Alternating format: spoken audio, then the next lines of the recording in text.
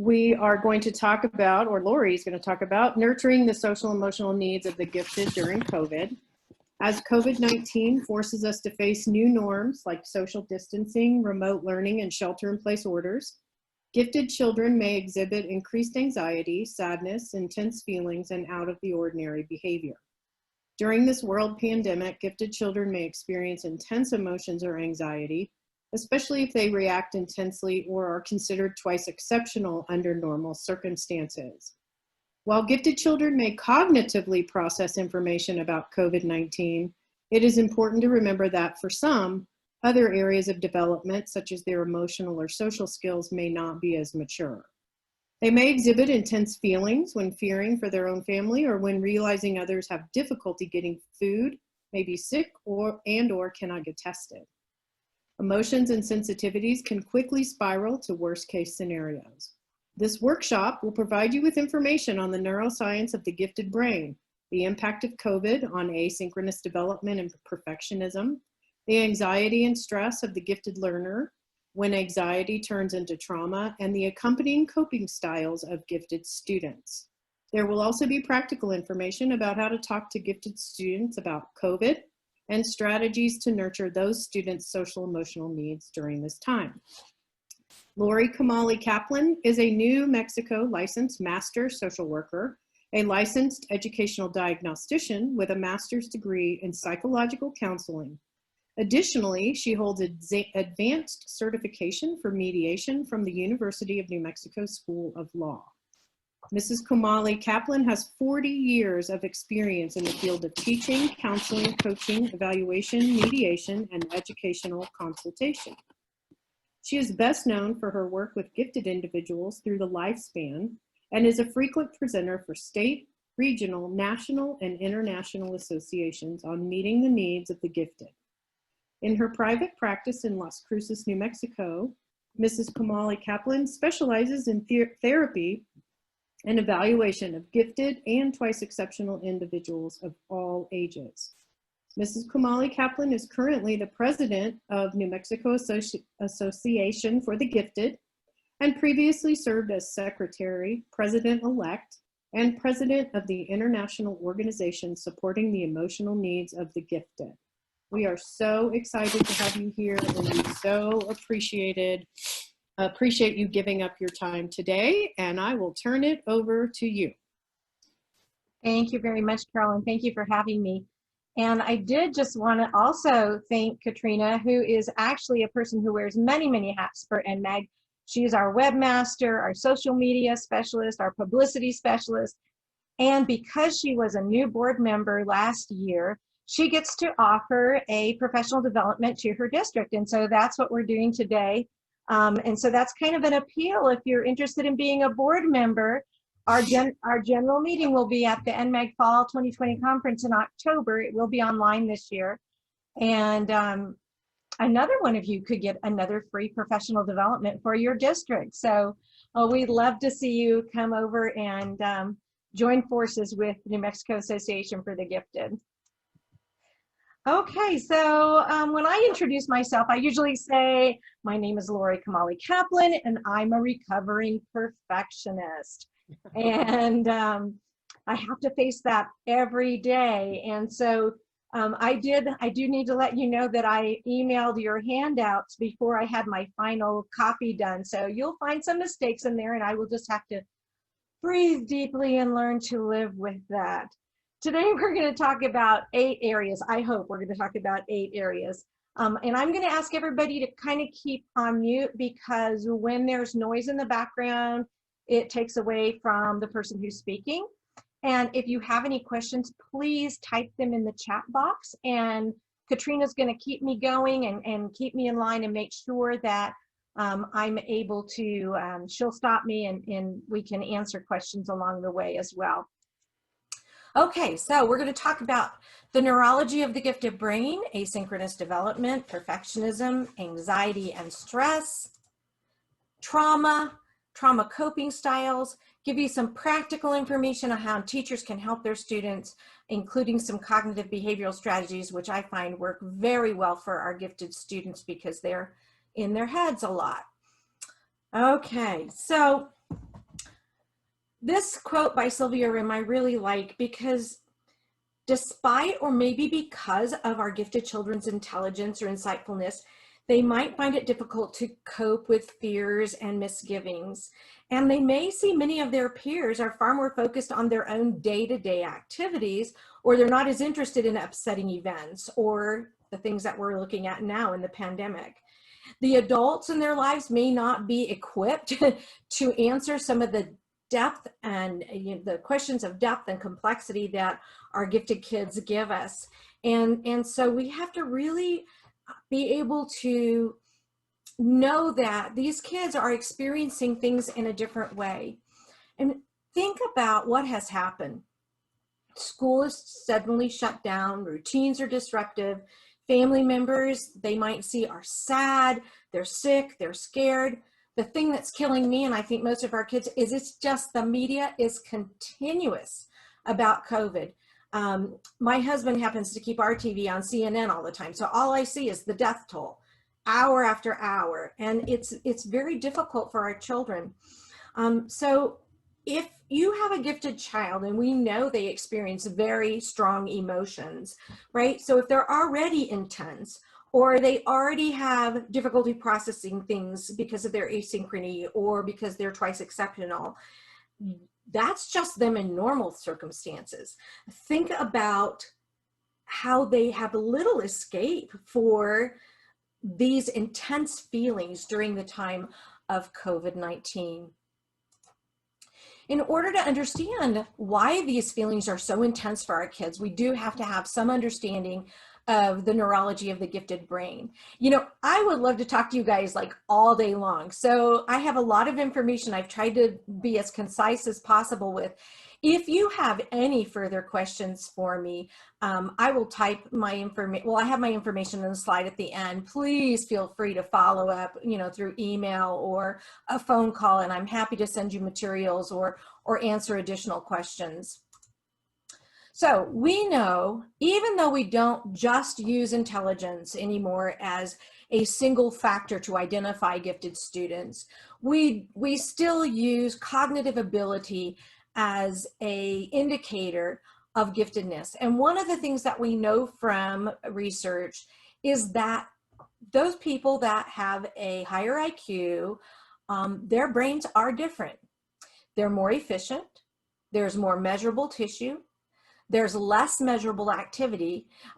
In my old days, as I've been doing this for a long time now, I used to stand up in a room, and now here we're in front of a camera, you know, and I'd throw one hand out in one direction and the other hand out in the other direction, you know, and say, oh, I can't wait till we have brain scans that will show us how a gifted child's brain lights up.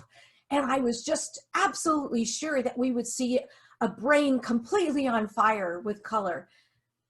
But guess what? It's exactly the opposite, because our gifted people learn very efficiently. There's actual less color showing up in the fMRIs. There's less measurable activity. And so we know that gifted students learn in different ways, and it's not just faster, it is different. It'll be fun to find the day when we actually can do brain scans, you know, on anybody that wants one. Maybe it will even replace IQ tests at college entrance exams. So when we have this different learning, the different type of brain, we find that the gifted brain results in greater intensity, sensitivity, idealism, and right now that's really at work, perfectionism, activity, not just bodies, but busy brains and busy bodies, and nonconformity. These are all results of being wired differently. One of the neuroscientists, one of the best neuroscientists that I've worked with is Nicole Tetrault. And she specifically studies the neuroscience of the bright brain. And she has several things online, and she will be presenting at our conference this year. She writes, she always uses this Shakespeare quote, "Present fears are less than horrible imaginings." if you know a gifted kid with an imaginational and an emotional overexcitability, you know these are the kids that have nightmares, that have unrealistic fears, because their brains go to that place. They imagine the most horrible things. And so it is important during this time that we help our children tell the right story, that they stay connected to reality. Higher IQ individuals have increased brain regions responsible for emotional processing, which we're going to learn is both a blessing and a curse. And that leads to intensified feelings of happiness, sadness, anxiety, disappointment, frustration. I know probably all of you have experienced at one time or another, if you've worked with any gifted kids at all, a gifted meltdown. So it's important to understand where that comes from. Gifted children, because they have these intense emotions, may not be identified as suffering from anxiety because of an absence of obvious symptoms.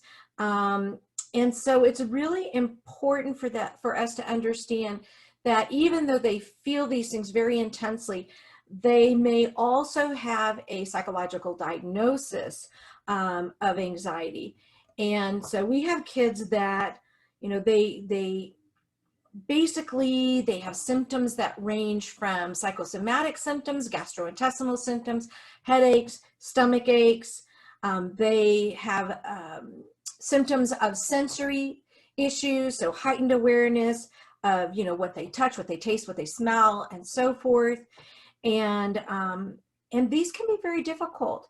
If we look at the knowledge that we got from Kaczmarek Dabrowski, and I think most people know about the theory of positive disintegration at this time, and the accompanying overexcitabilities that he studied in those 5 areas: intellectual, emotional, sensory, psychomotor, and imaginative, and how that elevates their experience in the world, whether that elevation is from happy things or whether that elevation is from scary or horrifying things. It is elevated for our gifted children. So if we look at the psychological responses to stressors, both real and imagined, because remember that imaginational overexcitability can elevate those kinds of things. We know that bright people, intelligent people report about 25% greater rates of anxiety compared to the national average. And I truly believe it's because of these differences in perceiving the world, which come from the being wired differently. So we find kids, especially gifted kids, where they can get stuck in that negative cycle, that fear cycle, that anxiety cycle. When the sympathetic nervous system is activated and elevated levels of cortisol actually rewire the brain circuits where emotional networks cycle. And you know that when our amygdala, sounds the alarm, and we have the reptile brain or the old brain kind of raising its heads going alarm, alarm, alarm, that shuts down the logical sequential thinking of the prefrontal cortex. And so now we have in charge this old emotional brain, and we know that those 3 major areas, go-to areas, are flight, fright, and freeze. And flight, oh my goodness, I can't say it today. Fight, flight, and freeze. And these responses become kind of hardwired into some of our gifted children's brain, because it's like having a broken thermostat. So if we have a broken thermostat, our heat may kick on, right, when it's not supposed to. It's already hot, but that keeps kicking on because our thermostat's broken. And that can happen in our gifted children's brains. It can kind of break down like a thermostat breaks down. And the more stress and the more often that we're going into that emotional brain and shutting down the prefrontal cortex, the more often it happens. And we literally have to rewire that part of our brain through therapy and behavioral analysis techniques to do that. So we have to keep in mind that many of the students who are experiencing COVID have been experiencing other stressors, real or imagined, and this is just one more straw on the camel's back. And this may be the straw that actually becomes very difficult for kids to deal with. So that different wiring also leads to asynchronous development. So most kids have a pretty smooth transition through childhood, but families of intellectually gifted children often have a different experience because these children experience a greater discrepancy between cognitive, social, emotional, physical, both gross motor and fine motor development. And so if we look back, this has been noted since Rita Hollingsworth, who is kind of the mother of gifted education in 1942. You know, she noticed that to have the intelligence of an adult and the emotions of a child combined in a childish body is to encounter certain difficulties.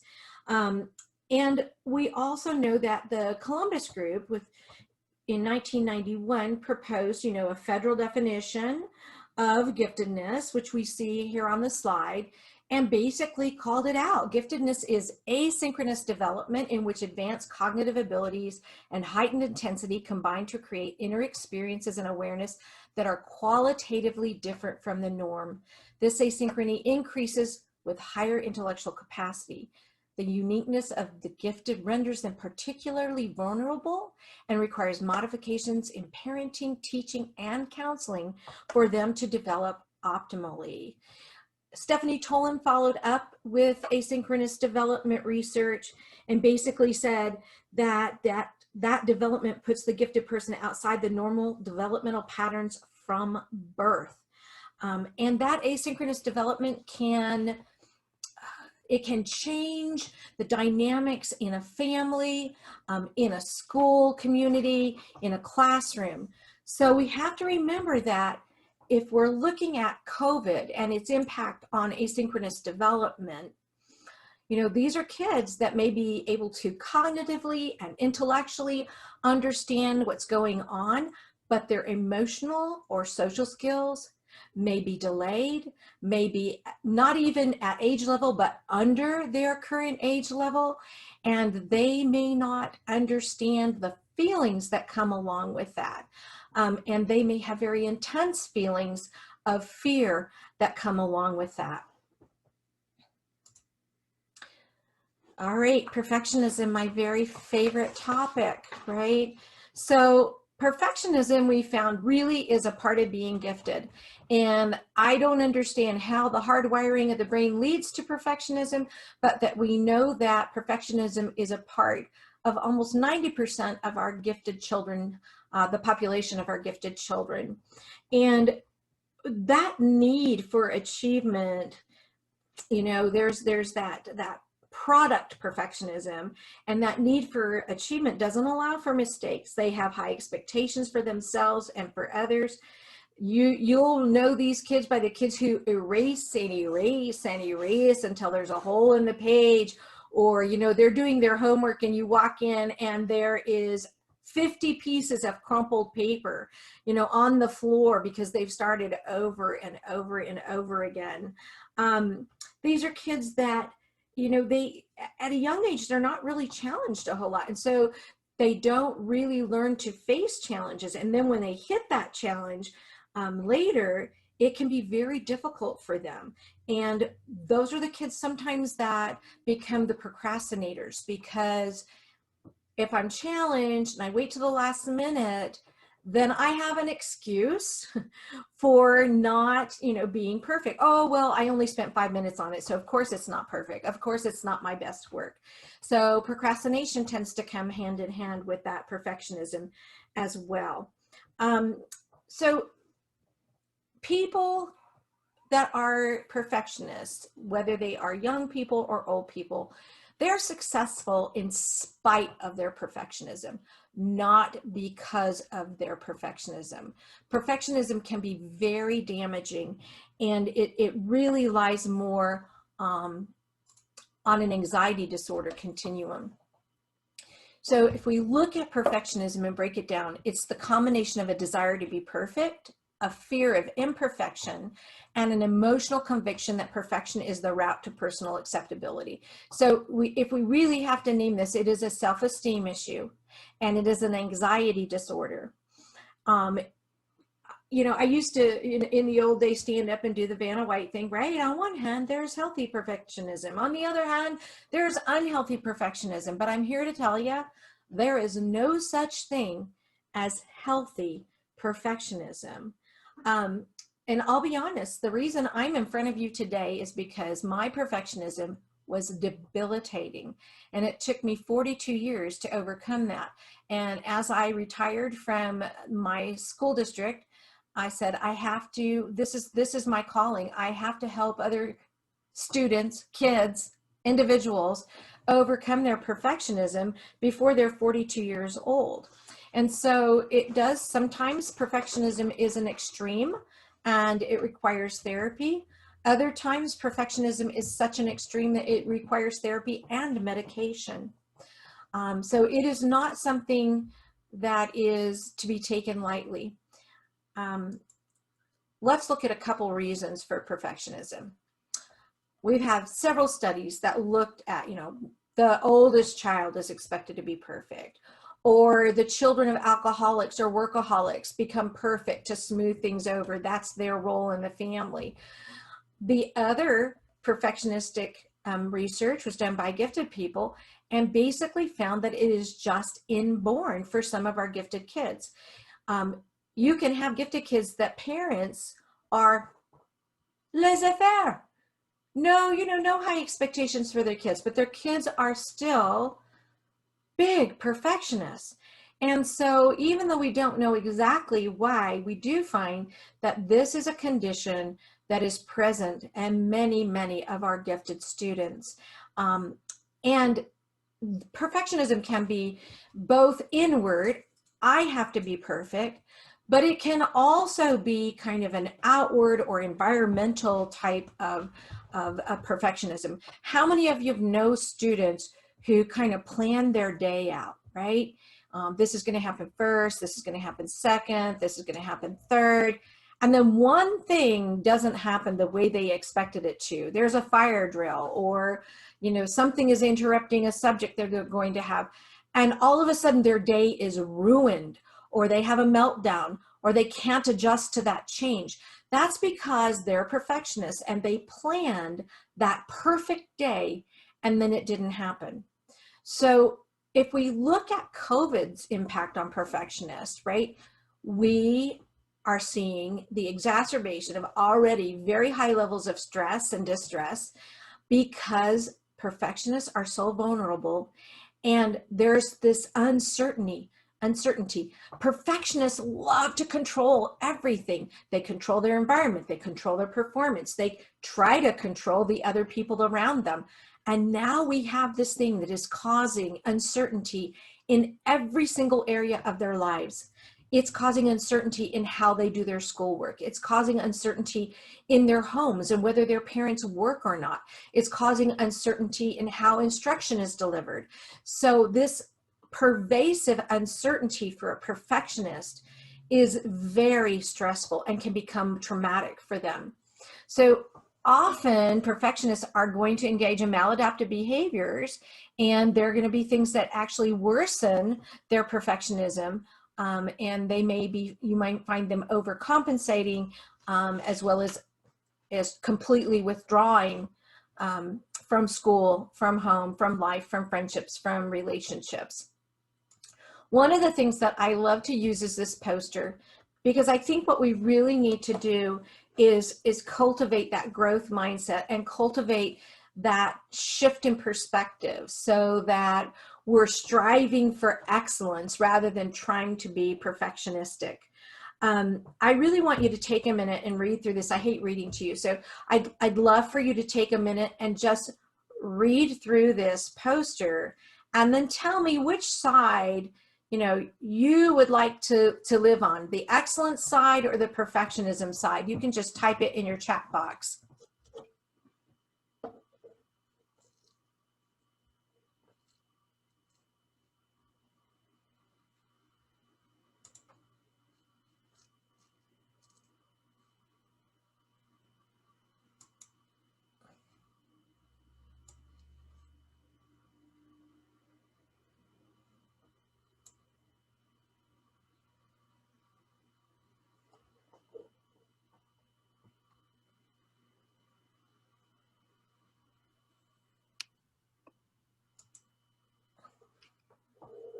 Yeah, I see a lot of people that would really rather live on the excellent side.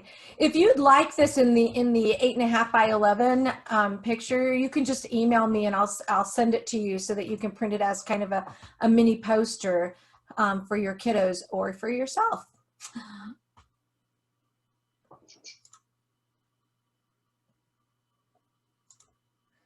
Okay.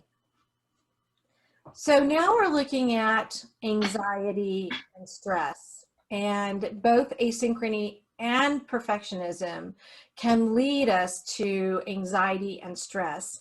You know, keep in mind just the label alone of being gifted carries with it a great weight of expectation for success. So we really need to help kids learn to balance that expectation. We, as teachers, we need to provide a safety net that, you know, is a compassion for failures and mistakes and mishaps.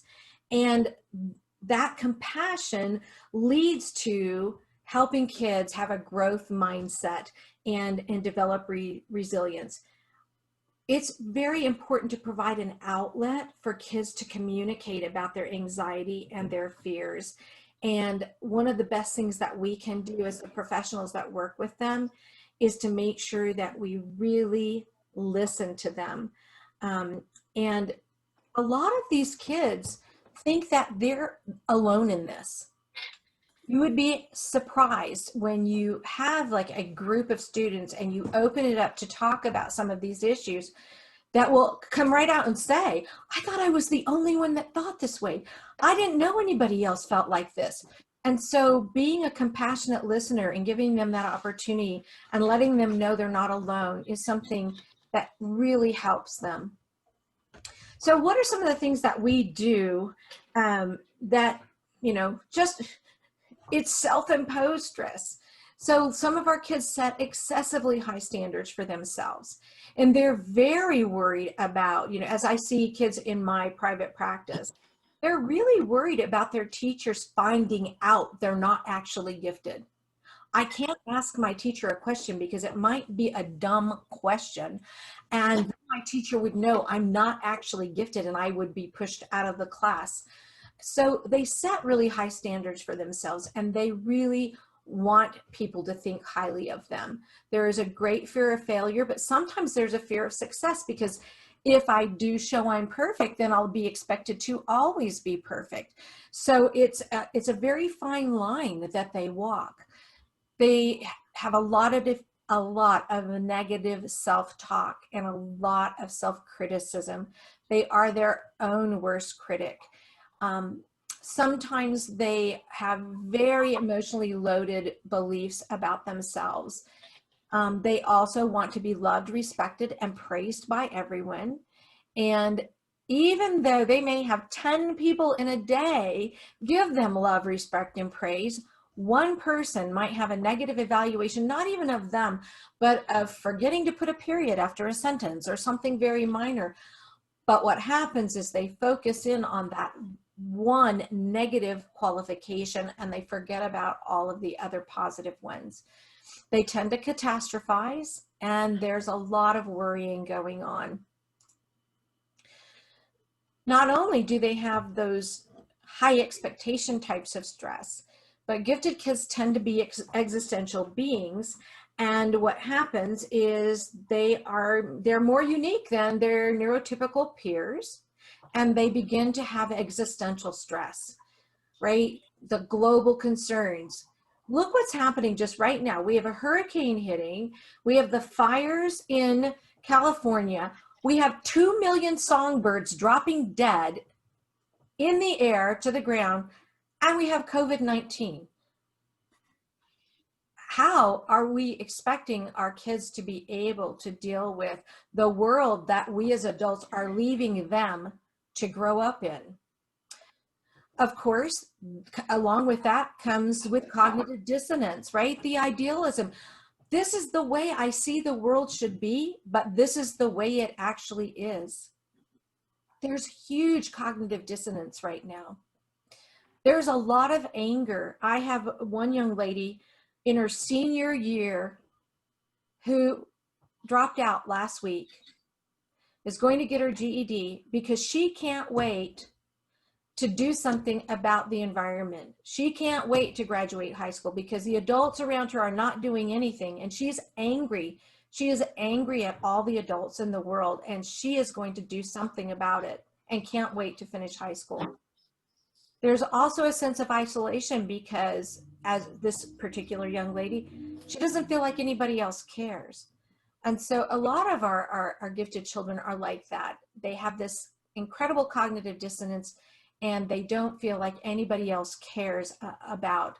They need meaning in their lives. They need to have a purpose. And that we found from positive psychology. There are 5 areas that transcend cultures, gender, ages, that individuals need to be happy. One is just to have positive emotions on a daily basis.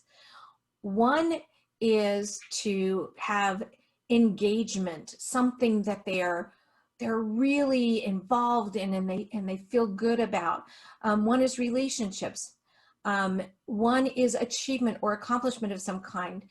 But there's a big M in there, and that's the need for meaning, doing something that's meaningful. So we know that that is something that's needed not just for gifted students, but for everybody, but especially for gifted students. They are looking for meaning and purpose for their lives. So when we have that kind of stress, both the self-imposed stress, the existential stress, we have a combination for a disaster for some of our gifted kids. You know, you might find underachievement in some. You definitely are going to find some anxiety disorders, whether they're a generalized anxiety disorder, or it may be a separation anxiety disorder, some fear disorders, some panic disorders, obsessive compulsive disorder, post-traumatic stress, depression, and psychosomatic disorders. I have one client who's doing really well now, but had a gastrointestinal problem that just puzzled every person she went to. And she ended up in 3 different children's specialty hospitals before her pediatrician sent her to me with these gastrointestinal problems that they could not figure out. And it was anxiety. It was an overload of stress that was causing her gastrointestinal problems. So it is something that we have to pay close attention to. And if a child does not have an outlet to speak about what they're experiencing in terms of levels of anxiety and stress, it could turn into something that puts them in a hospital. And there's nothing a hospital can do for them because it's really not a health issue. It's a mental health issue. So we really need to stay in touch with our students, even though we're mostly online. We need to stay in touch with them. We need to provide them with individual opportunities to speak to us about their anxiety. And we need to be aware of those long-term consequences of anxiety. And since every person has a unique brain and physiology, there are a lot of different strategies that have to be tried because not one size fits all. I'm going to give you several strategies, but some may fit some students and some may not, and you'll need other strategies. And we want to make sure that we're incorporating strategies that make healthy minds and healthy bodies, and that we're using strategies that help these systems to interact with each other. So let's look at a couple of techniques to manage anxiety. One of my favorite books and workbooks now is by Dan Peters, and he puts, his books are called From Warrior to Warrior, and they're published by Gifted Unlimited. And they are thinking strategies that work really well with gifted kids. And so the 4 steps that he uses is, number 1, being able to identify the thought. What is the worry, right? And helping kids to name it, right? Will someone in my family get sick from COVID-19? Or if there's somebody already sick, will someone in my family die? Or will my parents ever go to work again? Will we have enough money to pay the rent or to buy groceries? And then challenging the thought, right? So because sometimes the fears are realistic. Sometimes they're not realistic. Sometimes they're a little bit exaggerated. But what we want to try to do with kids is help them to challenge the thought. Do I have evidence to support what I'm thinking? And so using data, using scientific research, help them to show that if everybody's following the CDC guidelines, right, that most people recover fully if they do get sick, or that not everybody gets sick, and help them to modify the thought into a rational science or research-based thought. So then they can replace it. If my family and I follow CDC guidelines and what the government is asking us to do, there's a low chance that someone in my family will get sick and die, or so forth. So using those strategies, and he has a wonderful workbook to go along with that I recommend. There's a lot of teachers that use the From Warrior to Warrior guides for their students and to recommend to parents.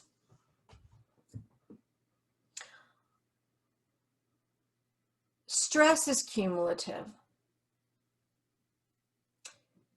If we add small stress on small stress on small stress, even though they may be small things, that accumulation may turn into a trauma response.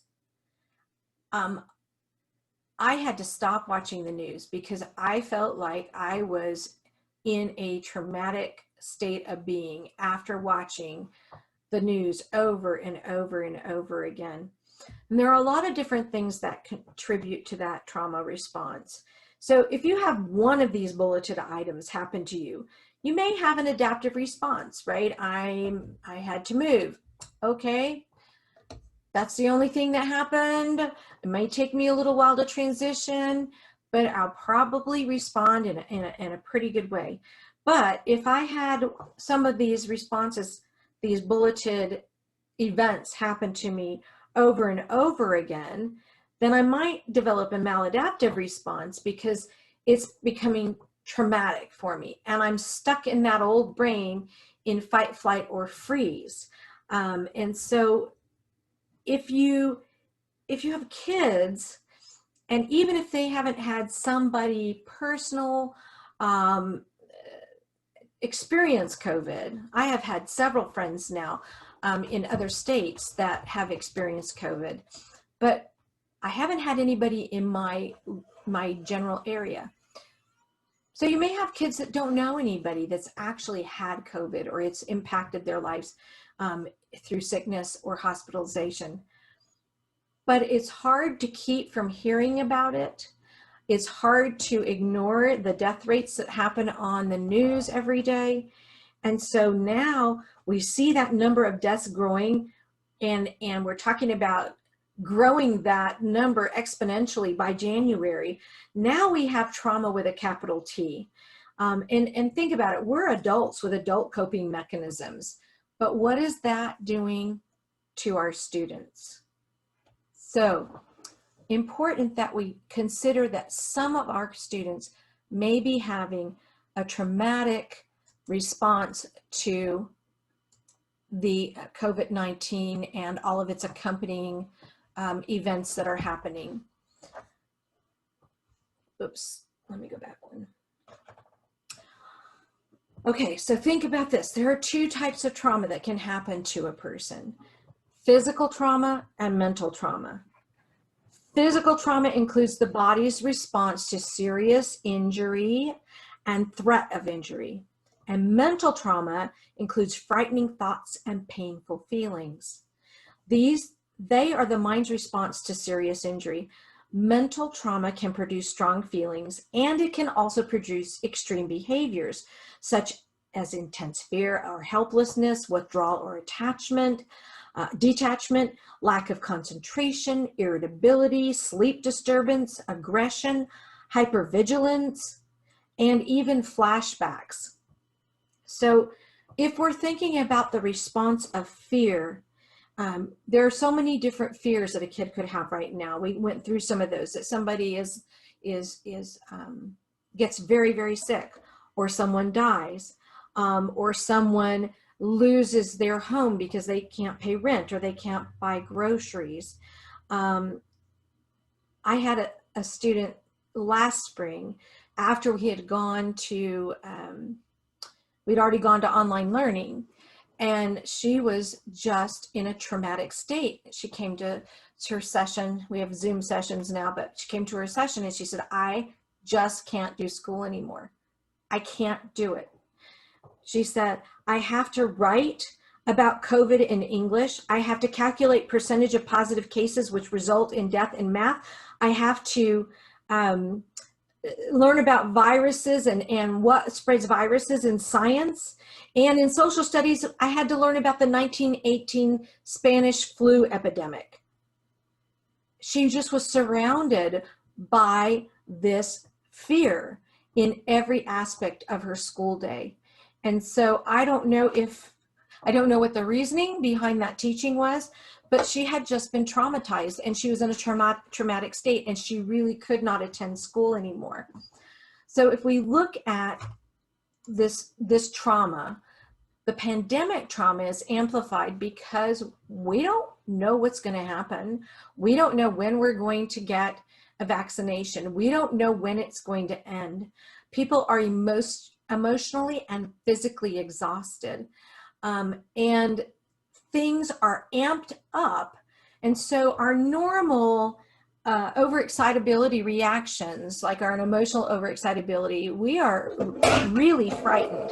And for our sights and sounds and our central overexcitability, we're having intense experiences in that overexcitability as well. So everything has been amplified by the pandemic. If we look at the trauma associated with COVID-19, the pandemic trauma, it's mostly fear of loss, right? And we have people who are having birthdays and they can't see family members, or we have people who are in hospice and we're not allowed to see them, and grandparents or other relatives. We can't travel from state to state to see our family.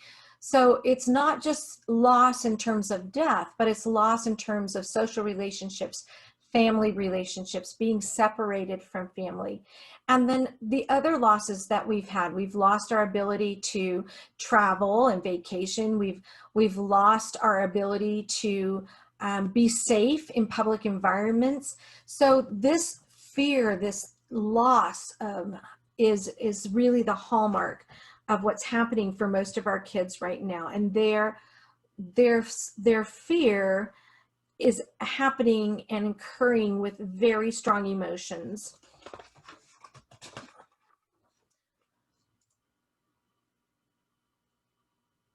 Everybody's trauma experience is different. So if a child has had other traumas throughout their life, maybe they've already lost a loved one, even a loved pet. Maybe there's been a divorce and they've had to leave their home or change schools. So we have to look at accumulation and how kids see each of those traumatic experiences. So on a continuum, every student that you have may be experiencing this trauma in a different way. And some of them may not be having a traumatic experience. I know I probably have a skewed perspective because all my clients are gifted and they're all highly intense. And so most of them are experiencing trauma in some way. But the ones that are experiencing it more deeply and more severely are those kids who have already had personal crisis experiences in their lives. And so it's very important for you to know your students and to know their history in order to be there for them. It will take time for them to move through this because it's a process. And I think that the more that we can do as educators to help them, the better it's going to be for these students, because their parents right now, I think most of the parents that I'm working with are totally at the end of their ropes. they have been trying to work from home and school from home and keep families going. And some of them have 2, 3, 4, 5 children in the home, and they're just at the end of their emotional capability. And so teachers are going to be the trusted adults that our students are going to lean on in terms of being able to process this trauma.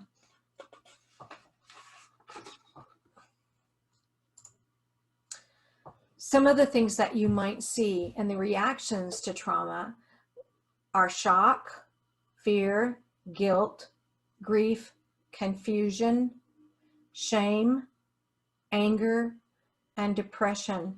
These are all kind of red flags that you should be on the lookout for when you're working with your students. Sometimes these are closely linked, and they're pretty difficult to separate. Where does grief begin and anger end? It's very hard to tell.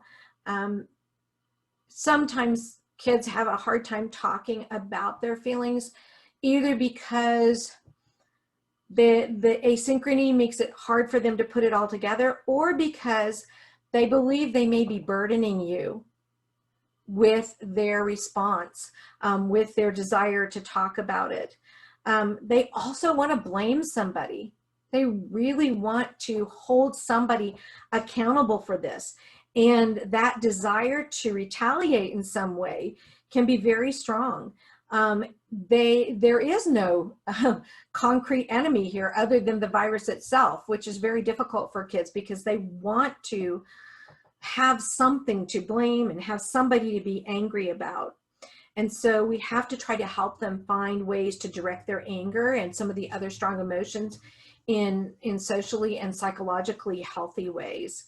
And some things that you might see or parents might see are behavior outbursts, sometimes without a cause, sleep problems, aggression problems, disobedience from otherwise obedient kids that you've never seen them be disobedient before, and kind of a pervasive depression. I've had a few kids that were so angry with their online schooling, not the schooling itself or the delivery of instruction, but the problems with technology, that they've literally broken computers because they're just in an angry state and nothing's working for them and they want to be in school.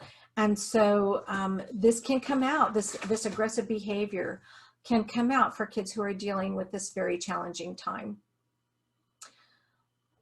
So I'd like to talk to you a little bit about the basic PH coping styles, which were developed by Mouli Lahad. As I was studying trauma and stress, I came across this model, and what really struck me is that it very closely aligns with Dabrowski's overexcitabilities and helps us to understand how kids might be coping with the trauma and the stress using those systems. So let me kind of walk you through this. Remember, so basic PH is the BASIC and then the physiological. So belief, affect, social, imagination, cognitive, and physiological. And if we're looking at overexcitabilities, we look at central, emotional, imaginational, intellectual, and psychomotor. So the first way we might find kids who are coping, it might be a belief system, right? And so it might be that the child is coping relying on their core values, and the values are incorporated from adults that are important to the child. Many times you'll see, I know that not in school, but at home, that some of those values are derived and have meaning through religion or spirituality. And so kids rely on that belief system to get them through stress and trauma. So I think that there's not a direct alignment with Dabrowski's overexcitabilities in this particular coping style, but I do think it can kind of layer over the central overexcitability, which also doesn't have an alignment with the PH, the basic PH. But if we look at the central overexcitability, We look at aesthetic pleasures, right? And we have that kid that has, you know, those intense pleasure experiences. If they're surrounded by the things that they find pleasurable, excuse me a moment.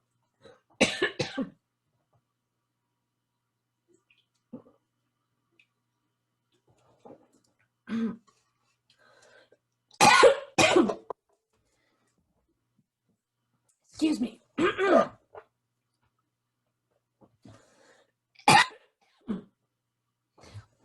Okay. So they might find things that increase connections and decrease isolation in this area, and be able to cope with something that's unpleasant through the things that they find extremely pleasant. And I think this might be a good time for me to take and for you to stand up and stretch a 3-minute break so I can get a quick drink and get my voice back. So please take 3 minutes and I'll be right back with you.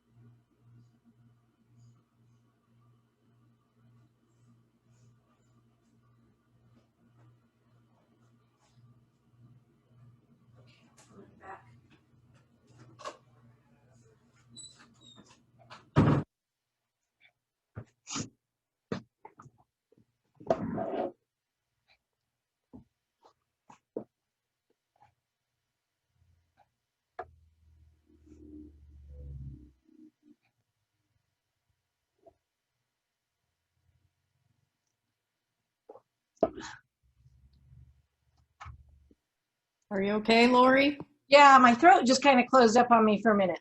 Okay. All right. Has it been about 3 minutes? You think everybody's got a stretch? Yeah, I think you're good. Okay. So sorry about that. Excuse me, people, for doing that. Okay. We'll jump right back in then.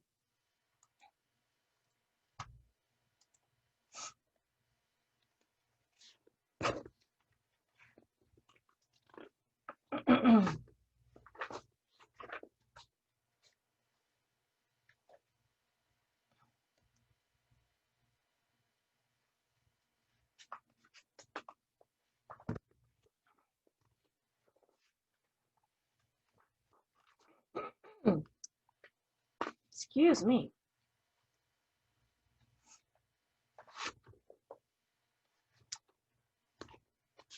Okay, moving on. Another one of the coping styles has to do with affect, which includes our feelings and emotions. And we want to make sure that we're looking at the opportunity for these kids who have this coping style to be able to share those anxieties, those fears, and to provide those those opportunities to do that. Another one is the social. And so these are kids that are going to seek support and control through the structure of their relationships. And providing some time outside of the classroom. I know that most of the schools aren't doing any of their extracurriculars right now because of the way things are. But what I'm finding is that the students that I'm working with are craving those non-classroom times with their peers to be able to talk about some of these things. And so some of my older students have gone to their classes and said, is anybody interested in doing a, for language arts, a book discussion group for whatever we're reading in literature, or a science group that's outside of class. And they set up their own Zoom times, and they seek out that like-minded peer to talk about some of these things and to decrease their isolation. So when we look at affect and social coping styles, it really aligns well with the emotional overexcitability, because these kids are the kids that they're acutely aware of their feelings. We know that they have complex emotions, and they have that capacity for very deep relationships, and they value those relationships tremendously. And these are the kids that really need to have a connection with, whoever is that one person, that one go-to person in their life, or that one or two go-to people in their life. They can be very at risk as well, because they feel things so very deeply. And so we need to really keep an eye on our emotional kids. Even though that's probably the way that they're going to process, they still are at risk for depression or existential depression. The coping style of imagination also is closely aligned with our imaginational. So when we look at the basic PH model, we know that kids frequently turn to creativity as their method for coping with that trauma. And it's important to allow opportunities for that to happen, whether it's online class or in-person class. The kids that cope in this way need to have opportunities to use their imagination.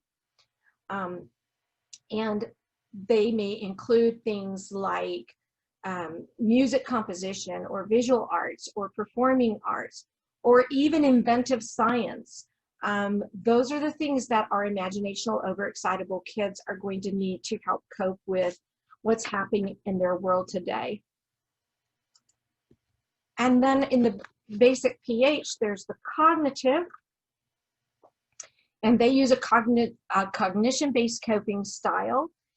And this is for these kids, literature might be a really good way for them to process. One of my favorite books is Some of My Best Friends Are Books, also published by Gifted Unlimited. And it's split by categories, how to help, books that are basically bibliotherapy to help kids with anxiousness, with stress, with feelings of isolation. And so using that aligns very well with the intellectual overexcitable kids who are looking for information to help them process the trauma, whether it is reading or videos, podcasts, blogging, YouTube. They're looking for an information processing.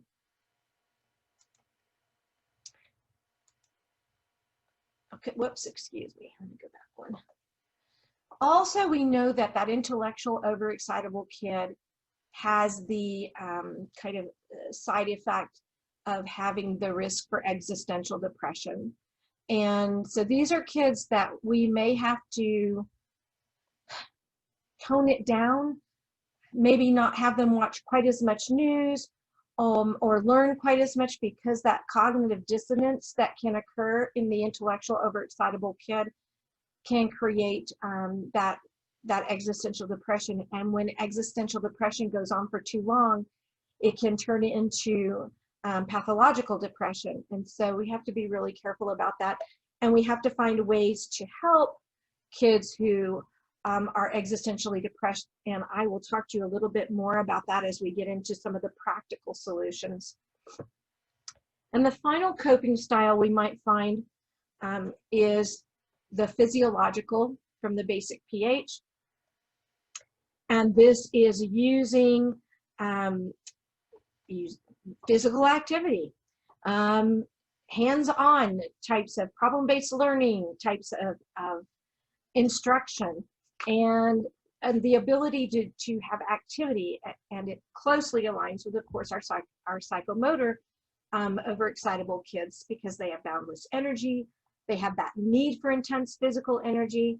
So these are kids that would do well to take walks, to take hikes, to do exercise, and we need to allow for that physical or verbal activity. One of the things that I'm finding from the students that I work with as clients is that they don't feel like they have enough opportunity for the verbal activity, because their classes, they only have, and I'm talking about my district, not your district, but they only have very few classes where teachers are telling them how to do the assignment and explaining the assignment, and that's it. And then the rest of the week is doing the assignment. So there's not a lot of discussion going on, especially between, you know, the highly verbal, highly communicative, gifted kids, and they're missing that opportunity, and they're really feeling like they're not getting enough out of their instruction because they don't have that opportunity for verbal activity with their like-minded peers. And so trying to build some of that into instruction would be very important. Okay, so I want to stop just for a moment and see if there are any questions that people want to ask before we start talking about practical things. Are there any questions that I can answer? And you can unmute yourself and ask a question during this time, since we're pausing for questions. Nope. What do they say? Speak now or forever hold your peace. No, not really. You can ask a question at any time. All right, we'll move into the practical then. I have a quick question. Go ahead. Do you have any websites that you would recommend for, you know, gifted social emotional learning for students to access? Probably the one, I think Hoagie's Gifted. Are you familiar with Hoagie's Gifted? Yes, and we have Sang Gifted as well, the website, but I didn't know if there were any additional ones that you might. Hoagie's is likely to lead you to additional websites more than probably anywhere else is. But if you will, just put your email in the chat box with that question. I'll make sure that I follow up and send you some. Great, thank you. You're welcome. But Hoagie's is my go-to place when I need something for kids. Anybody else? Okay, so let's talk a little bit about how to talk about COVID with your gifted students. You want to make sure you meet them where they are, and in order to do that, you know, of course, we're going to ask an open-ended question like, what do you want to know about it, or what do you already know about it? We have to be careful to be developmentally appropriate, but keep in mind that asynchronous development and where your kids are at. You may have a group of students that you're talking to, and some are, you know, conversing more at a high school level, and others are actually conversing under their age level emotionally. Make sure that you are gathering accurate information, and boy, is that hard right now because it changes almost every day. Our governor has new information out almost on a weekly basis, and I have to monitor that very carefully in order to provide accurate information. If there are rumors or false information, then you probably are going to have to correct that, but make sure you correct it with facts, not your own opinion. And we know that kids get COVID, and before it was thought maybe they don't even get it, but they do get it, and some kids do have adverse health effects but for the most part, they are minimal significant health effects, and we can help reassure kids by letting them know that. But the biggest thing of all is to be able to allow them to ask questions, express their concerns, and especially express the feelings that they're having regarding the situation. And every student may have different feelings, and none of them should be discounted. Okay, teachers can help. Let's dive into some practical things. First of all, you're a model, right? And their parents are a model. And how you manage your emotions is going to be how the kids are going to take their cues, right? They're very emotionally, they're exquisitely connected and sensitive to the adults around them, and they look for every clue, and they read those clues, whether they are whether they're nonverbal language, whether they're verbal language. Kids are very closely monitoring how you're reacting to this. So being able to keep calm is one of the most important things that you can do. The other thing is make sure you're taking care of yourselves. You can't take care of anybody else. I know this has become very cliche, put your own oxygen mask on first, but it really is the truth. If you aren't taking care of yourself, if you at your own wits end, it's going to be very difficult to stay calm. It's going to be very difficult to hide fears and feelings that you might have. And try to be optimistic. It's difficult in today's day and age. I've been keeping pretty optimistic until all the songbirds fell out of the sky. And then I had one of those moments and I'm like, the fire, the this, the that, is this the apocalypse, right? So I know even for an adult, it's really difficult during these hard times to stay optimistic, but it's the best thing that you can do for yourself and for your students. So having a sense of humor through all of this, if you can, is very important. Opening up for conversations. I know that you probably don't have the amount of instructional time that you need during these times, let alone additional time to talk to your children and provide some social emotional space for them. But if you can, it is one of the best things that you can do. And if you have individual check-in time that you can do with your students, even if it's 5 or 10 minutes per student, it's really important that you can listen to them and pay attention to how they're feeling. We know that suicide rates have gone up.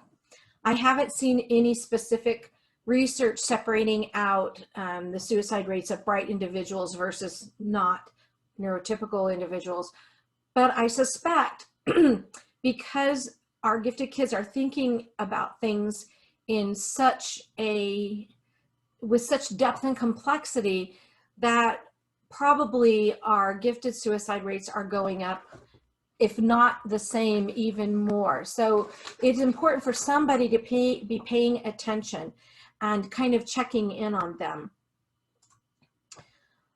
We want to make sure that you are sticking to the facts when you talk to them, and taking into consideration that cognition is at different levels, and that means that you may have to talk with small groups that you handpick. Okay, this group kind of is like-minded and about the same place. This group is in another place. I might need to separate these groups out and talk to them. Make sure you're using age-appropriate terms, and let them know they're not alone in this. Normalize their feelings. It's also important that you do as much to keep things normal. That can be the most calming, reassuring thing that we can do. And I know that everything is unpredictable, but if you can help students set up a schedule and they follow the schedule and they have some routine in their life, that will be helpful. If you have had these students before, Some of you follow your students, I think, or you have groups or clusters of students from one grade to the next. If you are doing some of the same things that you were able to do with them prior to this happening, and including some sense of normalcy, that is something that teachers can really do to help their students. Do lessons on resiliency, right? Focus on people who have resilience. Have them read about people, maybe not biographical or autobiographical people in COVID, but other difficult times and how they were able to move through that, how they coped, what happened when they were frightened or upset. So if you can incorporate some lessons about other crises and people moving through them successfully with resilience, that can be very helpful to students. And when we talk about, normalcy, play, kids need to play. I think Katrina should do a workshop on some of the games that she's been doing online with her students and helping them to maintain a healthy balance in their life, because they're still playing, they're still enjoying their time as a young person. And self-expression, whether it is that using that creativity, art, music, journal, or poetry writing. This is a time that most of my kids that I see as clients have started journals, and the writing is exquisite and it's deep and it's profound, and that is helping them to move through this.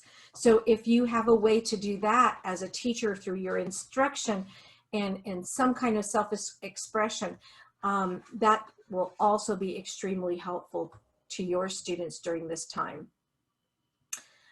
Now, here's one piece of how we help that existential depression, right?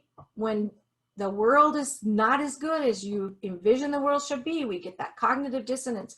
So if we can help kids to find a way they can help, it will help that so much. So if we can assist them in finding things that they can do, maybe we organize letter writing to first responders, right? Thank you notes to first responders, or online fundraisers for people who cannot buy their groceries or cannot buy PPE. Maybe it's individual donating to a food pantry, checking in on people who are older in their neighborhood and maybe leaving them a basket with maybe homemade cookies or a poem that they've written or something like that. So if they can find a way to make the world a little bit better place, whether it's within their family, within their school, within their neighborhood, within their community, it's going to make a difference for them in seeing that something can be done, finding meaning and purpose in their lives, and helping push away that existential depression.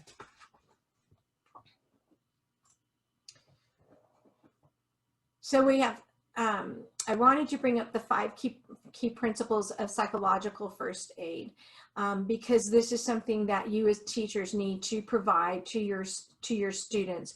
How do you keep them mentally healthy during this time? And of course, these things. They have to have a place to belong and a place they feel safe. And when it's online, it's a different situation. You have to feel a sense of safety in order to be able to share yourself in this way. It's difficult to share yourself in this way. And so establishing a safe place to share your feelings. Finding, and we're going to talk about some other ways, some ways to distress, reduce stress. So maybe we can do some opening activities that are calming activities. They're stress reduction activities. Building a sense of self and community efficacy. How do we build community when we're all in different places? But there are ways that we can do that and help to foster that connectedness, because in isolation, it's very difficult to keep that sense of hope. But when we are connected together and we're working as a unit, whether it's a classroom unit, a family unit, a neighborhood unit, we promote that sense of hope. All right, we're going to hopefully go through some strategies that are based on cognitive behavioral strategies. I think that it's a very effective remedy because cognitive behavioral strategies focus on that mind-body connection. So it's that integration of practice. Mindfulness also focuses on self-compassion, which help to reduce the levels of anxiety, and it gives you a greater understanding of yourself and others. We're going to talk a little bit about breathing exercises and how that calms the parasympathetic nervous system. Remember, we don't want to turn off the prefrontal cortex by staying in that, that frightened flight or freeze response and emotional brain. We really want to get our prefrontal cortex back online. And so the more that we can decrease anxiety and stress, the more we're going to be able to think in a way that's calm. And the more we're going to be able to use our imaginations and our creativity to keep us, a healthy mind and body experience. So I want to be the dog, not the person. The other thing is mindfulness is one of the ways that we almost cure perfectionism. I won't go quite so far as to say cure, but it is a great strategy for dealing with perfectionism. If we're perfectionists, we spend a lot of our time beating ourselves up for mistakes we made in the past, or worrying about the mistakes that we're going to make in the future. And being mindful keeps us in the moment.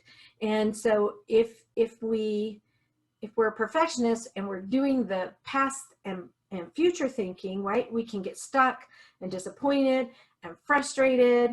But if we're practicing mindfulness, it helps us to stay in the moment so that we're not doing the past future. We give ourselves permission to be imperfect and to just be happy in the moment. And so that is one of the ways, I think one of the best ways that we can use mindfulness. And there are 4 ways I think that you can use mindfulness in the classroom. First of all, breathing, right? Breath is just concentrating on breath. And there are so many different types of breathing exercises. Whether you want to use one of the YouTube videos to keep your kids engaged with, doing mindfulness through breath, or whether you want to do your own through breath, but breathing helps you to focus in on the moment. The other one might be a sensory experience, and whether that is something that you taste or you touch, you can do mindfulness through you could do eating mindfulness and ask every child to have a piece of food. It doesn't matter whatever they have is fine, because you're going to ask them to notice the texture, the taste, how long it lingers, and you're going to focus completely on that experience. You can do mindfulness through guided imagery. And I take you through that in a moment, where you're just focused in on one particular concept or place or feeling. You can do mindfulness through movement, and children's yoga is a great way to do mindfulness through movement. But one important piece of mindfulness is reflection and sharing the experience. And so whatever type of mindfulness you choose to use in the classroom, it's important to follow it with a sharing of that experience, and just having kids reflect and talk about their experience. Here we go. So we want to think more about the existential stress, which many of our gifted kids are experiencing right now. And here's a few more ways that we can do that. We can help them to learn about world events, not necessarily COVID, but other world events and the process of change, and how individuals can bring about change, that not everything is helpless or hopeless. We can still do service learning projects online. And so we can model compassion as a family or a classroom. Many kids are, especially at the high school level, are searching right now for, what am I going to do? What am I going to do with my life so that I make a difference? Because I don't like the world as it is, and I want to make a difference. So looking for those careers that help address deep concerns. And even helping them find, as young kids, helping them to do some of that exploration in terms of climate change or wildlife management, or whatever the case may be that they're interested in, that might be a passion area for them. It's important to find, and I'm not sure how your district is doing this. Our district is doing a half an hour once a week where the gifted teacher puts their like-minded peers together in a room to do some sorts of activity, so there's still some time where they get together and develop some relationships. Bibliotherapy, cinema therapy can be great ways where you can do book clubs with your kids, or you can all watch a movie separately, but then come together and discuss the concepts and the concerns that were brought up in a particular movie. Mentoring is extremely successful to help kids through times like this. So depending on what their area is, if you can hook them up with a mentor, and I don't know if your school system already has mentors in place that have been vetted, no. So that might be something that you can help parents to help their students, so that the vetting is done by the parents, but help them to understand what mentors do, how they might find a mentor in their own world of friends that can help the student. So it's another adult that helps students share their concerns and passions. And other activities you might be able to do online. I know that now they're doing like Destination Imagination online. So I'm sure that some of the other activities, maybe future problem solving, has an online component to it. But getting kids together in order to provide change is extremely important during this time. Another wonderful thing is stream of consciousness writing, or for some kids, drawing. And some kids really love to do this in a way that is maybe prompted. So you might do a prompt and then let them just go from there.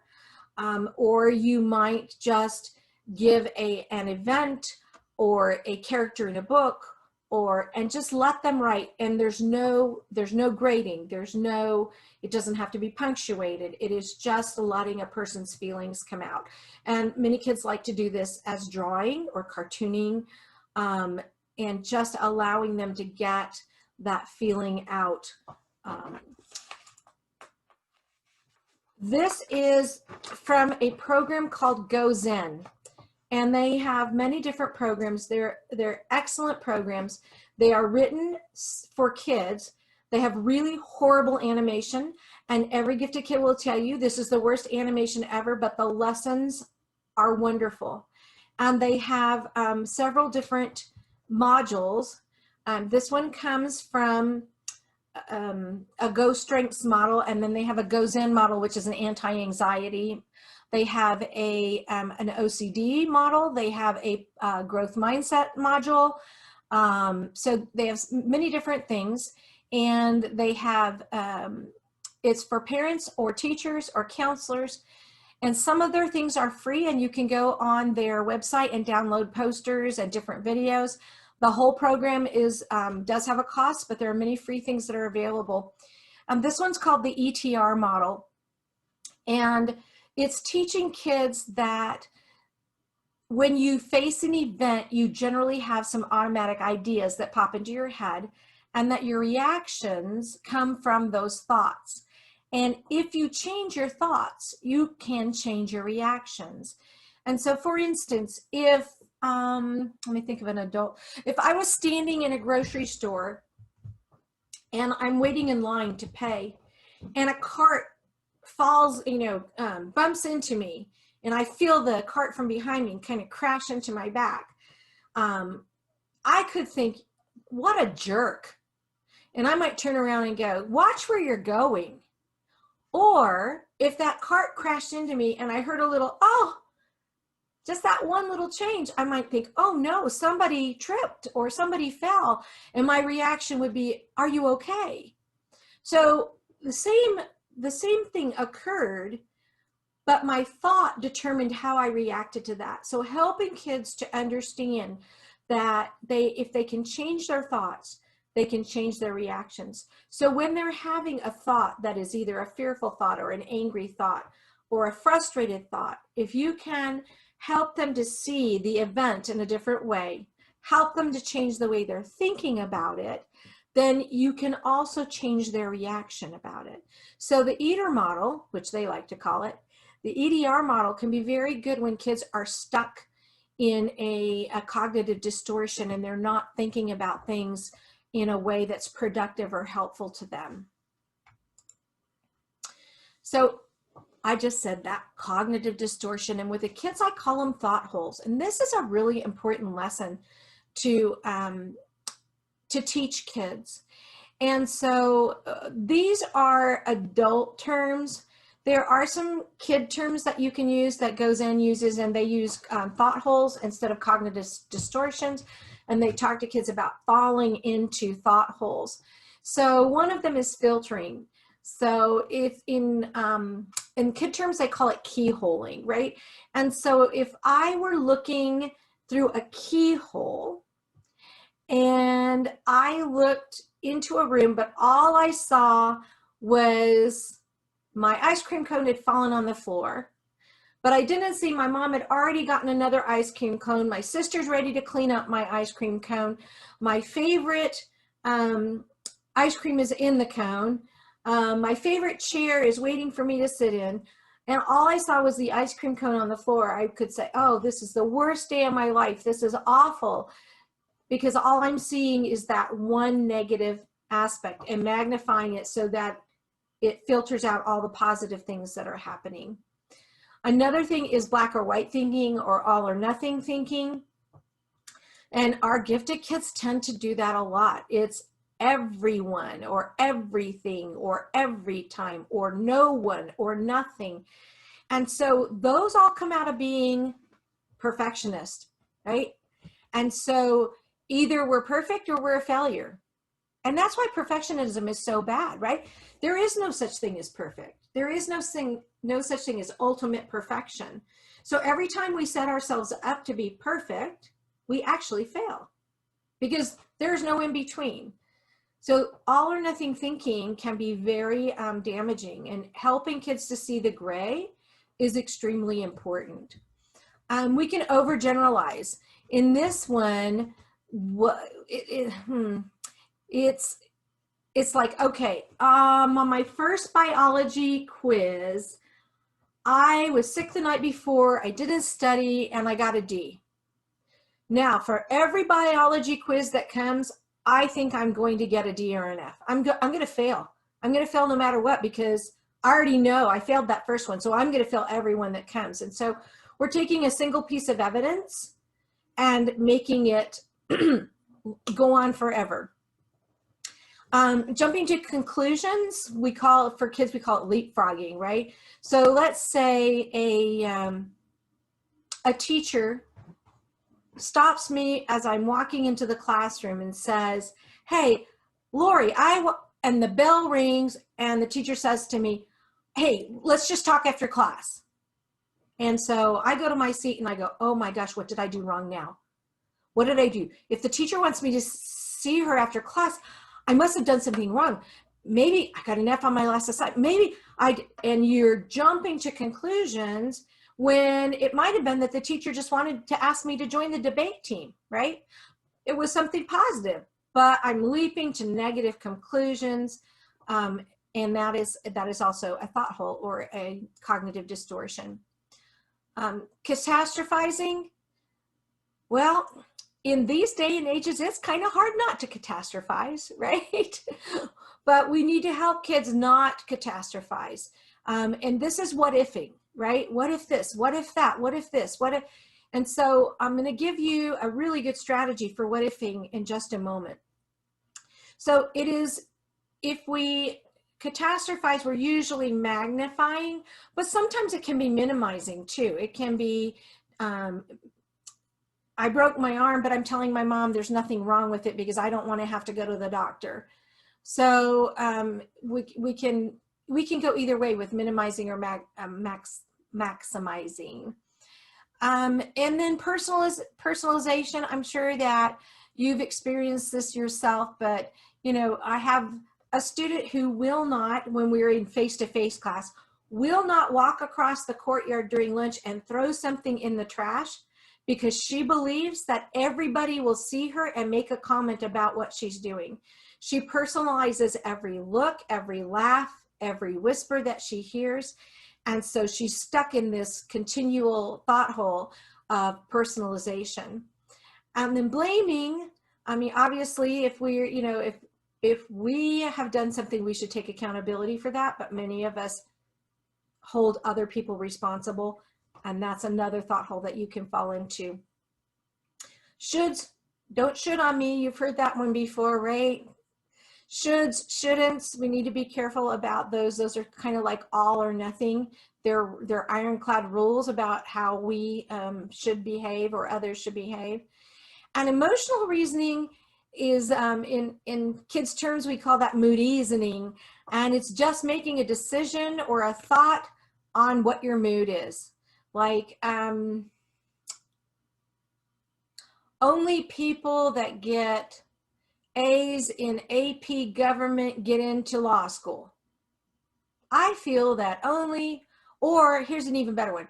I feel like I'm going to fail the test today. I just feel like I'm going to fail the test. So let's look at couple of ways to get kids out of thought holes, because thought holes are not a good place to be.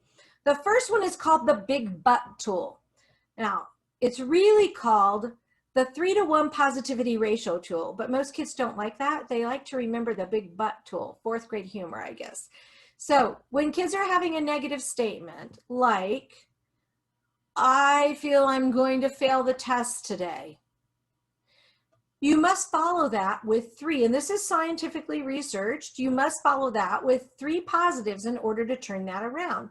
So I have them write the negative statement and then big buts. But I did study for 3 hours last night, but I got an A on my last test, even though I thought I wasn't going to do well. But I did all of the quizzes prior to this satisfactorily. When you follow a negative with 3 positives, it usually will turn something around. Now, if it's a relationship, you should know this. If it's a relationship that you're having negative thoughts about, the research shows it takes 5-to-1 to turn down a thought like, I think my teacher hates me. That would take 5 positive thoughts to turn around. The other really wonderful tool that works is what if you're what ifing and you're really in that kind of what if this happens? What if I fail that test today? Is worst, best, most likely. And this one is, you talk about what would be the worst case scenario. So if the thought was, what if I fail the test today? Most kids will go above and beyond to give you a worst case scenario. Well, I'll get an F in the class and then I won't pass. And then I might not have what I need to graduate, and then I won't get a scholarship. And so it goes on and on and on, and they catastrophize, right? And then most likely, right? And then best. What's the best possible thing that happened? I get the best score in the class. It's so good. They move me right on to the next grade. Sometimes we get exaggerations on best case scenario. But then you go, what's most likely? And what comes into play is kind of that 3-to-1 positivity ratio tool, because they start thinking about, okay, I did study. I think I got most of the vocabulary terms in my head. You know, I think the most likely thing to happen is worst. I'll probably get a B. I'll get a B or a B- on it. I think that's likely. Can you live with that? Can you live with the most likely scenario? Yeah, I can live with it. I'd rather have the best case scenario, but I can live with that most likely. And that will help get them out of that what ifing kind of thought hole that they're in. My kids really love these 2 tools and say they're the best tools the tools that they use most often to get them out of that negative thinking or out of a thought hole. A little bit earlier, I talked to you about positive psychology and the 5 things that everybody needs to maintain satisfaction and happiness in their life. And they call it the PERMA model, P-E-R-M-A. And I use it as a journaling prompt, and kids come up with, at the end of each day, a positive emotion within the last 24 hours, a relationship, kind of a relationship scenario, 1 or 2 sentences that gave them positive emotions in the last 24 hours, an accomplishment or achievement that they made in the last 24 hours, something that they were engaged in. You know, chicks send me highest flow. Most kids don't know that, but that kind of that flow experience, kids will call it in the zone. I was in the zone when I was doing this, right? And so having that engagement to the point that we kind of lose track of time. And the meaning, right? When we're doing something that's not just for ourselves, but it's greater than just for ourselves. Even if that's, you know, I fed my cats today. You know, my cats would not be okay without feeding them. They need me. I have purpose in their lives. It could be something like that. It could be contributing to a class discussion that made things better. It could be volunteering, but something that gave them meaning. And what I tell them is, if you can't think of something in the last 24 hours, go back 34 hours or 36 hours, go back 72 hours, whatever the case may be, until they find something so that they can have a complete PERMA each day. The other thing that I discovered this summer when kids were having a really difficult time because there was a lack of structure is we did a backwards PERMA, and we planned a day with each one of these things in it. So they made sure they had planned something during the day that would give them positive emotions, something during the day where they would connect with somebody else, something during the day that they set a goal for to accomplish, something that they really enjoyed in terms of creativity or self-expression, and then of course something for others. So they began to structure their days using a PERMA, and it made a complete difference in their ability to, you know, lift the depression that they had, kind of decrease overall levels of anxiety, and find satisfaction and happiness in their life. So it is a great tool to use for that as well. I don't know how many of you are familiar with the VIA Institute. It is wonderful. It has lots of great things on it. It does have a strength survey, and all built on positive psychology, that the research is worldwide, so it transcends gender and age and culture and so forth. And there are 24 strengths that fall into 6 virtue areas. And what it is it's a free survey. Teachers can create an account and then have kids do their surveys, the youth surveys, under the teacher's account, so that you can get results on each of those. They do try to sell you a $10 complete report that's like a 20-page report at the end, and it tells you what movies to watch and what books to read. You don't need that. All you need is the free report. What it does is it probably takes kids about, depending on their reading skills, I would say I use it on 4th graders and up, and it's about 5 pages of 30 questions each, depending on reading level. Normally takes 20 to 40 minutes, but it gives you a report with all 24 strengths from the top all the way down to the least strength. And you can look at the top 5 as signature strengths. I use like the top 10. And one of the things that I use it for is journal prompting. So they either can do a PERMA or they can do a strength story, which means they take one of their top 10 strengths and they write how that strength was exhibited during that day or the day before.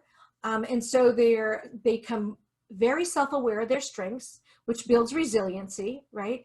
And they're able to write about a very satisfactory experience based on one of their strengths. And so this is a great key to engagement and meaning, and it's a wonderful website.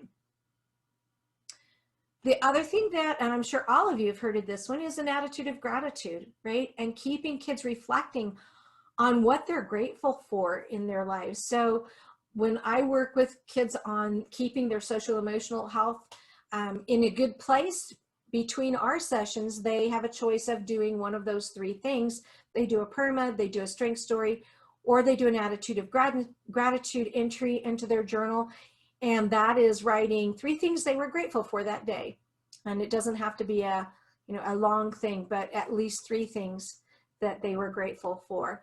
And those 3 tools make a huge difference for kids. One of the things that we're finding is that kids are losing hope, right?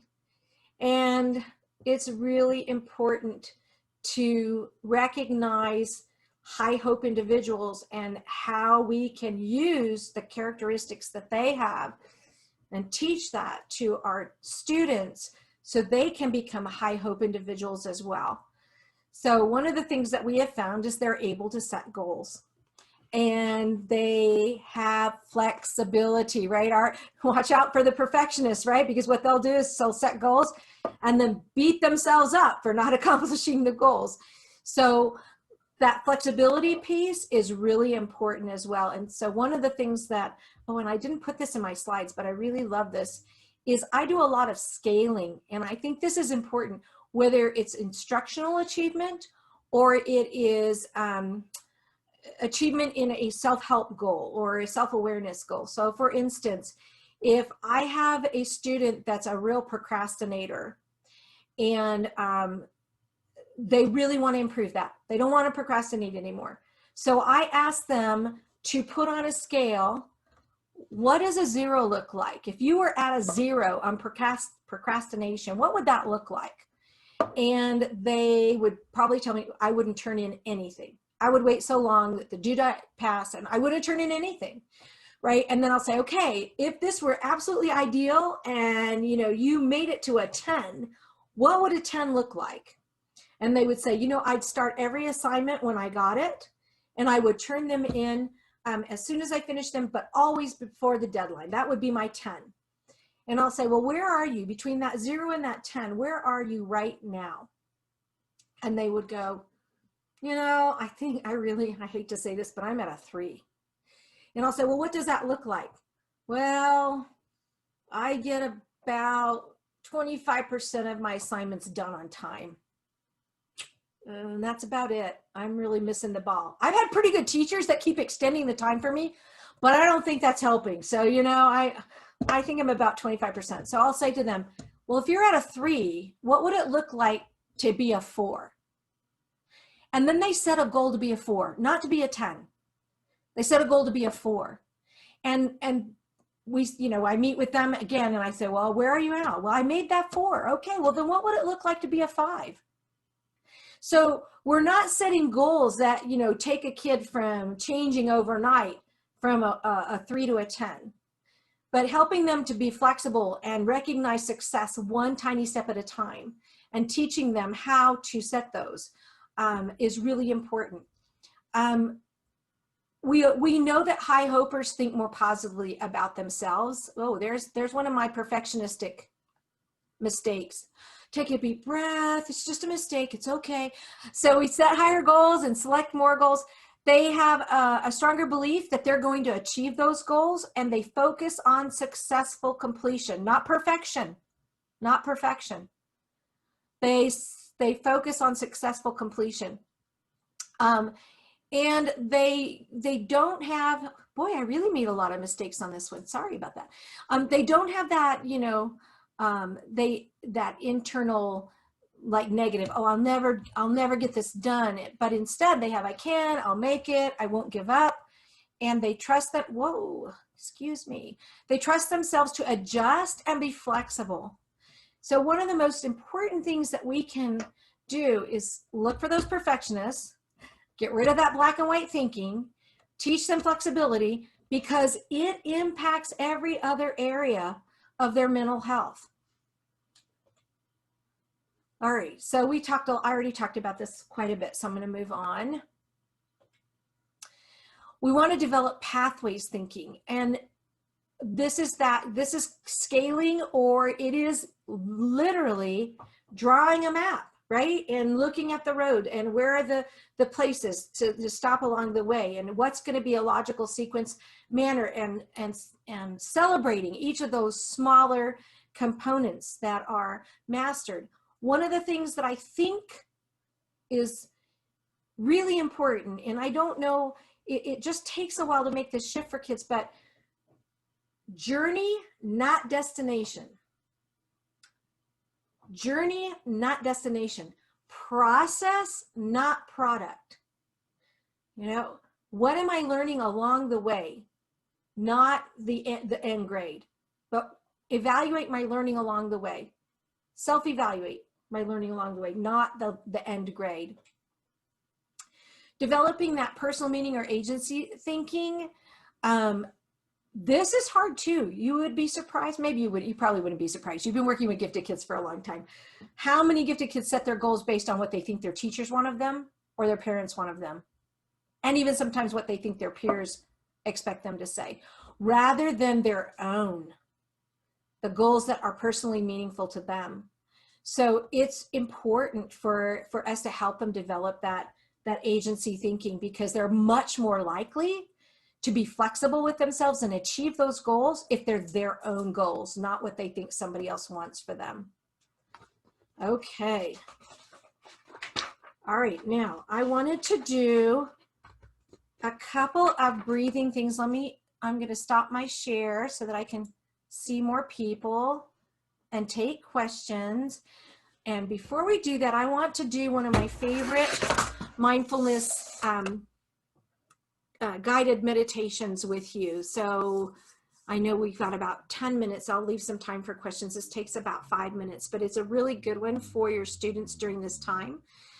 So what I'd like for you to do is I'd like for all of you to think of a place. It can be real. It could have been in a book, in a movie, or in your imagination. Think of a place where you felt the most calm, the most peaceful, the most satisfied that you can ever remember. So just take a second and take a deep breath while you're thinking of that.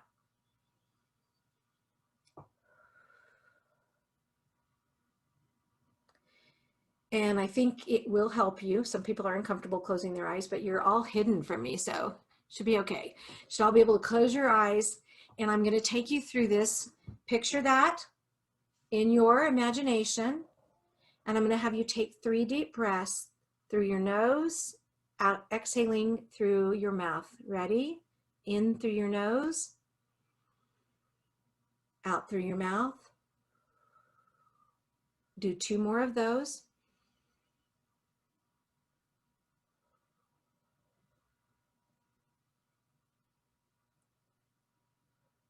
While you're thinking of that calm place, I want you to think to yourself all of the things that you see. Name them to yourself, everything your eyes can see.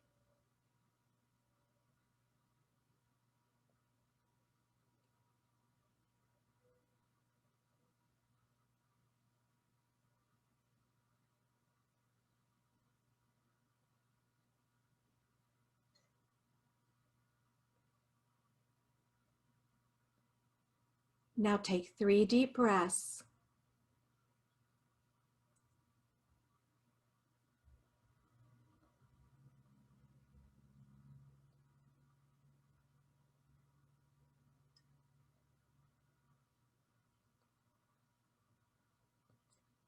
Now name to yourself everything that you can hear in your calm place.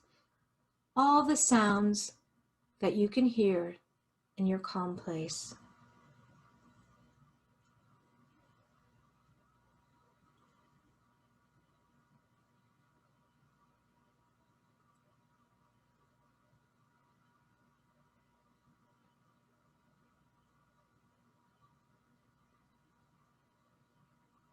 Now take your 3 deep breaths.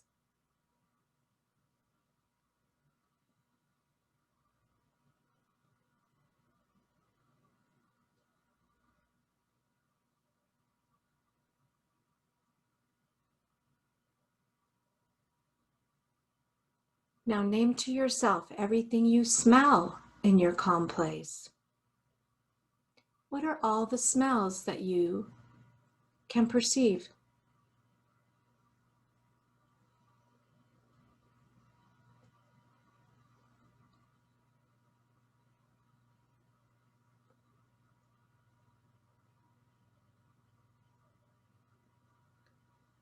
Now take 3 deep breaths.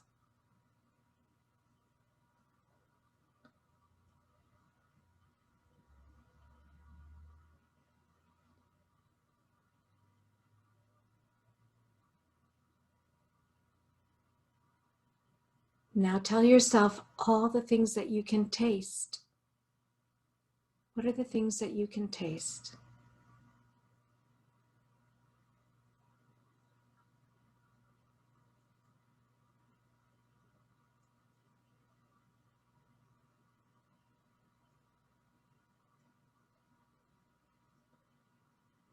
Take 3 deep breaths.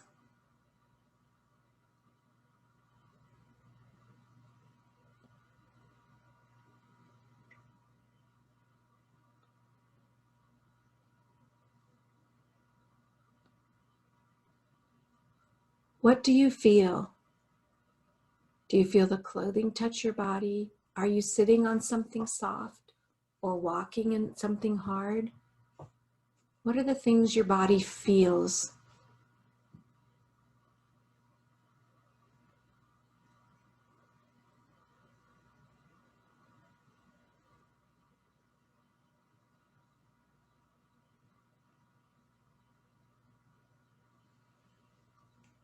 Now take 3 deep breaths.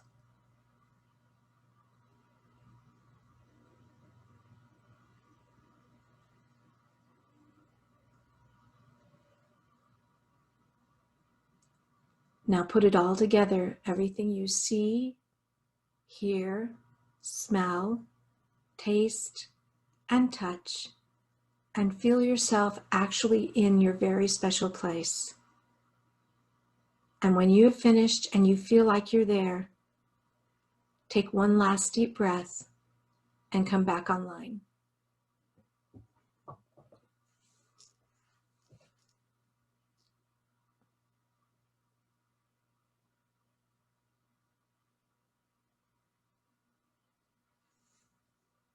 So hopefully you got that very calm, peaceful feeling.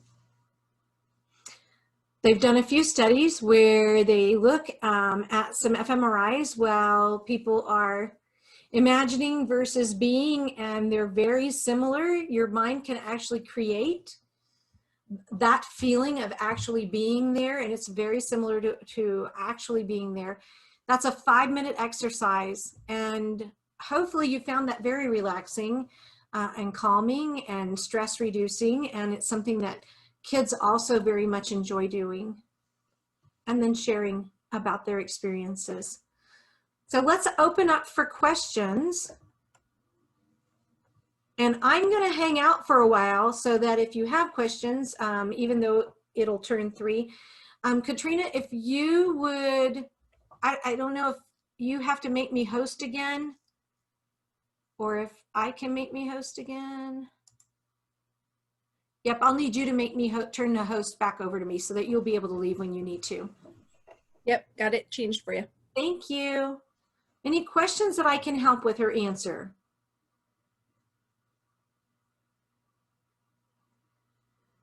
It's so hard doing this way because you don't get that feedback.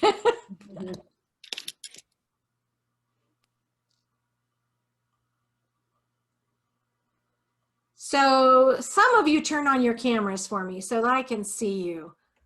And thank you for being here.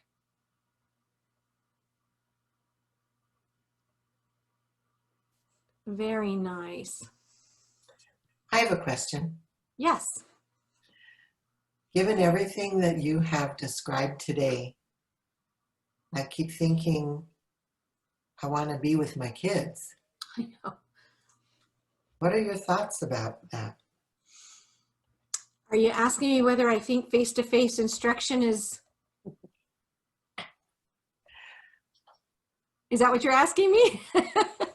Well, we all know it's better, but I just guess I'm asking your personal, professional opinion on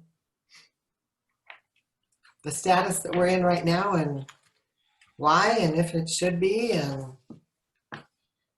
So what I will tell you is that that opinion varies from person to person. I myself have a very compromised immune system, and so I'm staying on the cautious side. And I think that individuals should have the opportunity to do that if they are of a compromised immune system.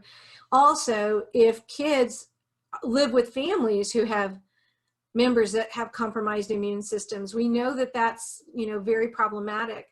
I have one of my dearest friends is the leading pediatrician in town. And she believes that, she believes a little different from me. She believes that that there are ways to make things as safe as possible. I personally, I think kids need face-to-face contact, but I think it's too soon. I think we're going to have, as flu season comes upon us, and if we look at what's happened in other school districts that have opened up, we see that the results surge. So my personal opinion is to stay on the cautious side. It's hard for kids, but most of my kids, most of them are adapting pretty well to seeing their friends and teachers online, and are more concerned about the sickness itself and somebody in their family getting sick. And so I think we need to wait. That's my personal opinion. I think we need to wait until it's we show a little bit more positive results, not positive results in terms of COVID, but positive results in reopening and not seeing these, resurgences. I think the most important thing for you, is it Dewan? yes, I think the most important thing, Dewan, honestly, is relationship, whether it's online or whether it's in person. And so if you have the ability to see your students individually and make that individual connection with them and establish that relationship or reestablish that relationship, that's the most important thing that you can do at this time. thank you. Lori, I know you said you would hang out, which I totally appreciate, but I do just want, before everybody starts signing off, to thank you so much for such an important presentation. And I know that you are busy and you could have been doing something else, but we really appreciate that you took your time to share with us, and that we'll have a video that can go with this, and the slides as well, or